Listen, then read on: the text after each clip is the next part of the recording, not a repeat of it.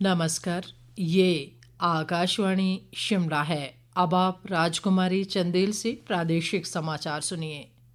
वक्फ संशोधन विधेयक 2025 पर आज राज्यसभा में चर्चा जारी है। विधेयक का उद्देश्य वक्फ संपत्तियों के प्रबंधन को सुव्यवस्थित करना है, जिसमें विरासत स्थलों की सुरक्षा और सामाजिक कल्याण को बढ़ावा देने के प्रावधान हैं।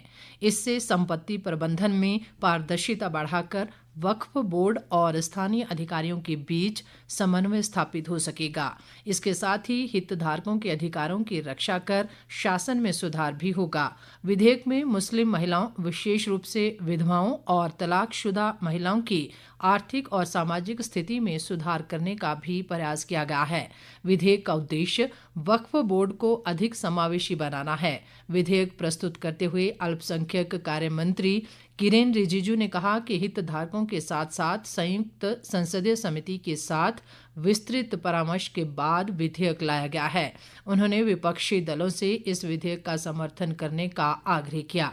विपक्ष के आरोपों को खारिज करते हुए किरेन रिजिजू ने कहा कि वक्फ का लाभ केवल मुस्लिम को ही मिल सकता है और कोई गैर मुस्लिम वक्फ संपत्तियों के प्रबंधन में हस्तक्षेप नहीं करेगा। उन्होंने कहा कि वक्फ बोर्ड को समावेशी बनाने के लिए इसमें मुस्लिमों के सभी संप्रदायों और महिलाओं का प्रतिनिधित्व होगा।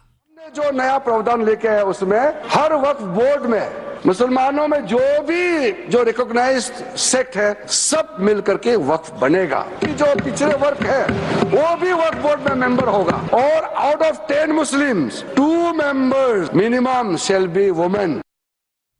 केंद्र सरकार ने हिमाचल प्रदेश के राष्ट्रीय मार्गों सहित विभिन्न परियोजनाओं के लिए 267 करोड़ रुपए स्वीकृत किए हैं। लोक निर्माण मंत्री विक्रमादित्य सिंह ने आज शिमला में ये जानकारी दी। उन्होंने कहा कि वित्त वर्ष 2025-26 में पूंजी परिव्यय के तहत केंद्र सरकार से विभिन्न परियोजनाओं के लिए 1400 करोड़ रुपए की मांग की गई है, जिसमें से पहले चरण में 267 करोड़ रुपए जारी किए गए हैं। विक्रमादित्य सिंह ने ये राशि जारी करने के लिए केंद्रीय मंत्री नितिन गडकरी का आभार जताया है। लोक निर्माण मंत्री ने बताया कि जलोड़ी जोत टनल का अलाइनमेंट कार्य पूरा किया जा चुका है और अब इसकी 1452 करोड़ रुपए की विस्तृत परियोजना रिपोर्ट बनाई जा रही है। इस बीच लोक निर्माण मंत्री विक्रमादित्य सिंह ने मंडी संसदीय क्षेत्र से सांसद कंगना रणौत पर क्षेत्र की अनदेखी का आरोप लगाया है। शिमला में पत्रकारों से अनौपचारिक बातचीत में उन्होंने कहा कि 11 महीने की देरी के बाद मंडी में दिशा प्रो डेवलपमेंट कमेटी का गठन किया है और सांसद के अधीन होने वाली दिशा की महत्वपूर्ण बैठक में भाग लेने का भी कंगना रणौत के पास समय नहीं है। विक्रमादित्य सिंह ने कंगना रणौत को सांसद होने के नाते अपनी जिम्मेदारियों का निर्वहन ईमानदारी से करने की भी सलाह दी।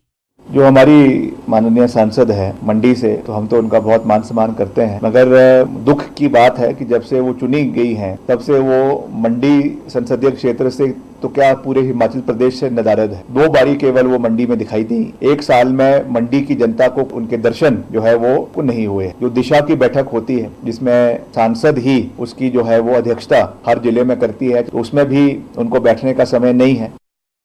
केंद्रीय स्वास्थ्य व परिवार कल्याण राज्य मंत्री अनुप्रिया पटेल ने कहा है कि स्वास्थ्य मंत्रालय अल्पसेवित क्षेत्रों और आकांक्षी जिलों को प्राथमिकता देते हुए नए मेडिकल कॉलेजों की स्थापना के लिए एक केंद्रीय प्रायोजित योजना संचालित करता है।